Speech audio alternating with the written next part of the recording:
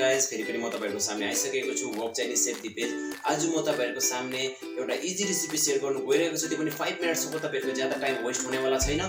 त्यो टाइमलाई तपाईले वेस्ट नगरिकन यो भिडियो लास्टसम्म हेर्दिनु भयो भने तपाईले राम्रो कुरा सिक्नु हुनेछ र तपाईले राम्रोसँग इन्जोय गर्नु पाउनेछ। प्लिज यो भिडियो तपाईले लास्टसम्म हेर्दिनुहोस् होला। तपाई यदि मेरो च्यानलमा नयाँ हो भने देखि please like, comment, share, subscribe गर्नु नभुल्नुहोस् होला। प्लिज बेल आइकन दबाउन नभुल्नुहोस् होला। त गाइस अब हामी स्टार्ट गरौँ है। तपाईहरु हेर्न सक्नुहुनेछ है, मैले यहाँ ब्रेस्ट पिस लिएर आएको छु, चिकन ब्रेस्ट पिस। अब यसलाई हामी कटिङ गर्ने है। हेर्नुहोस्, अब यसलाई म यसरी ब्रेस्ट पिसलाई यसरी स्लाइस काट्दैछु है। स्लाइस काटेर यसलाई फेरि हामी जुलियन काट्ने है। हेर्नुहोस्, फेरि म यसलाई यसरी जुलियन गर्दै काट्दैछु है। हेर्नुहोस् है, यसरी म यो साइजमा काटेको छु। तपाईले चाह्यो भनेदेखि यो भन्दा ठुलो साइज पनि काट्न सक्नुहुन्छ, तर म यो साइजमा काटेर मजाले यसलाई म्याग्नेट गर्नुको लागि, किनकि सानो सानो गर्यो भनेदेखि मसला राम्रोसँगले हाम्रो फिट मतलब राम्रोसँगले यसमा मिक्स हुन्छ है, राम्रोसँगले मसला पक्रिन्छ। त्यही भएर म सानो साइजमा काट्दैछु। हेर्न सक्नुहुनेछ। यसमा म अब यसलाई म्याग्नेट गर्दैछु है। यसमा फर्स्टमा हाल्दैछु म half table spoon black paper हैन, सल्ट तपाईहरु स्वाद अनुसार हाल्न सक्नुहुन्छ। क्वान्टिटी जति लिनुहुन्छ त्यो अनुसार तपाईले हाल्न सक्नुहुन्छ। सल्ट, ब्रोथ पाउडर है, बोक्छ सेम अब हाफ टेबल स्पुन। त्यसको बाद हामी यसमा चिल्ली पेस्ट हाल्दैछु हैन, हुन्छ अलिक ज्यादा हाल्नु सक्नुहुनेछ। मैले यहाँ हाफ टेबल स्पुन हालेको छु है। अब लेमन जुस हाल्दिन्दैछु। मैले अगाडि यो लेमन जुस निकालेर राखेको थिएँ है। हेर्नुहोस्, तपाईहरुले अब यसलाई मजाले मिक्स गर्नुपर्छ है। राम्रोसँगले मिक्स गरेर यसलाई 10 मिनेट्स यसलाई राखिदिनुहोस् है। राम्रोसँग यसलाई हामीले मिक्स गर्ने। म यसमा अलिकति चिल्ली पेस्ट अझै एड गर्दैछु है। तपाईले पनि ज्यादा स्पाइसी खानुहुन्छ है, अथवा तपाईले त्यस्तो मन पर्छ भनेदेखि तपाईले पनि एड गर्न सक्नुहुन्छ। तपाईहरुले हेर्न सक्नुहुनेछ, मैले बोइल नुडल्स लिएर आएको छु है। यसमा हामी अलिकति सल्ट अनि ब्रोथ पाउडर अनि हल्का वाटर मजाले मिक्स गरिदिने। त्यो तपाईले नर्मल नुडल्स जहाँ पनि अब थुक्पा है जहाँ पनि पाउनुहुन्छ, जहाँ पनि लिएर बोइल गरेर यसरी रेडी गर्नुहोस्। हेर्नुहोस् है, यो 10 मिनेट पुरासँग 10 मिनेट्स पनि भइसकेको छ। यसमा अब हामीले हल्का कर्नफ्लावर सिजनिङ गरिदिने। क्वान्टिटी अनुसार तपाईले गर्न सक्नुहुनेछ। यसरी हल्का हल्का गरी यस्तो प्रकारको सिजनिङ गर्नुपर्ने हुन्छ। यसको बाद हामी अब चिकन हालेर हैन, साइड अब यसरी 2 पिस जस्तो चिकन हालेर यसमा हामी नुडल्स यसमा र्याप गर्छौं है। यसरी हल्का कर्नफ्लावर हाल्दै गएको छौं हामीले नुडल्समा हैन। अलरेडी पक्रिन्छ। कर्नफ्लावर हाल्यो भनेदेखि तपाईको राम्रोसँगले यो नुडल्सले चिकनले मतलब नुडल्स राम्रो पक्रिन्छ है।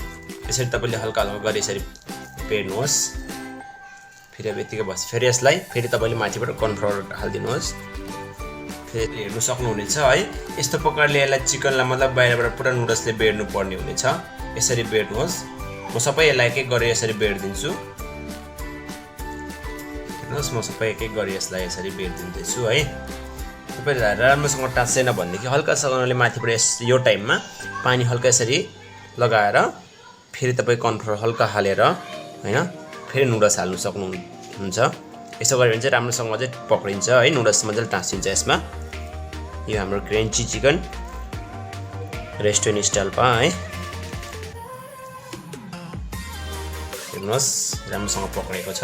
यसरी तपाईले हेर्नुहोस् है, मैले सबै यसरी एक एक गरी नुडल्सले पुरा यसलाई र्याप गरेर राखिदिसकेको छु। बाहिरबाट कर्नफ्लावर हल्का हाल्दै फेरि यसलाई यसरी टाइट पक्रिँदै हैन, मजाले टाइट गर्दै तपाईले नुडल्स राम्रोसँग पक्रेको हुनुपर्ने छ। किन हैन भनेदेखि जब फ्राई गर्नुहुन्छ तब पुरा नुडल्स मतलब यसले नुडल्सले छोड्दिन्छ है यो चिकनलाई। त्यही भएर जतिसक्दो तपाईले टाइट गरेर यो नुडल्सलाई पानी हाल्दै है, कर्नफ्लावर हाल्दै मजाले तपाईले यसलाई टाइट गरेरसँग पक्राउनु पर्छ। सक्नुहुनेछ, हाम्रो तेल राम्रोसँग हिट भइसकेको छ है। यसमा हामी अब एक एक पिस गरेर यसरी फ्राई गरिदिने। हेर्नुहोस् है, यो हाम्रो राम्रोसँगले फ्राई हुँदैछ हैन। यो तपाईले यतिकै हिटमा फ्राई गर्नुहोस्। हेर्नुहोस् है, यो फ्राई राम्रोसँगले गोल्डन हुँदै आउँदैछ। यसलाई हामी गोल्डन फ्राई भइन्जेलसम्म गरिदिनु पर्छ।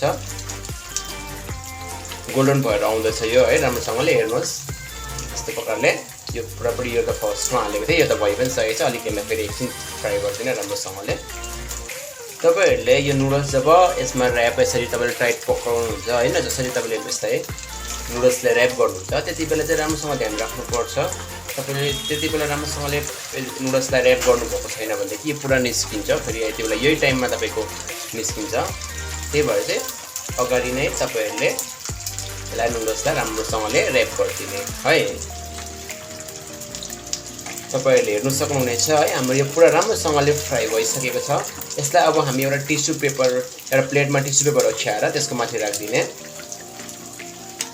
हेर्नुहोस् है यसरी टिस्यु ओछ्याएर हैन यसलाई तपाईले एक एक गरी निकाल्दिनुहोस् टिस्यु यो कारणको लागि हो कि यो सबै तेल जति पनि छ हैन यो तेल जति पनि छ यो सबै मतलब टिस्युले चुस्छ त्यहाँबाट हाम्रो जस हेल्थको लागि राम्रो हुन्छ हैन हेर्नुहोस् है यस्तोसँगले फ्राई गर्नुपर्ने हुनेछ तपाईहरुलाई पुरा यो क्रेन्ची चिकन पुरा सँगले रेडी भइसकेको छ हैन यसरी गरी एक एक गरी पुरा म फ्राई गरिसक्छु है तपाईहरुले 5 मिनेट वेस्ट नगरिकन भिडियोलाई हेर्दिनु भएकोमा कति राम्रो कुरा सिक्नु भयो एकपल्ट घरमा जरुर ट्राई गर्नुहोस् तपाईलाई जरुर तपाईले मन पराउनु हुनेछ र यदि तपाई मेरो च्यानलमा नयाँ हो भनेदेखि प्लिज सब्स्क्राइब र बेल आइकन दबाउनु नभुल्नु तपाईले हेर्न सक्नुहुनेछ यो भित्रको चिकन पनि कति मजासँगले पाकेको छ हेर्नुहोस् त कति क्रेन्चीसँगले हाम्रो क्रेन्ची चिकन रेडी भइसकेको छ है तपाईहरु प्लिज जरुर ट्राई गर्नुहोस् यो हाम्रो क्रेन्ची चिकन माथिबाट हल्का टमाटर केचपले ड्रेसिङ गरिदिने है ल टक्कै हामीले तपाईकोमा यदि मायोनेज छ भनेदेखि मायोनेज जरुर मायोनेजसँग ट्राई गर्नुहोस् होला किनकि मायोनेजसँग पुरा यो म्याचिङ हुन्छ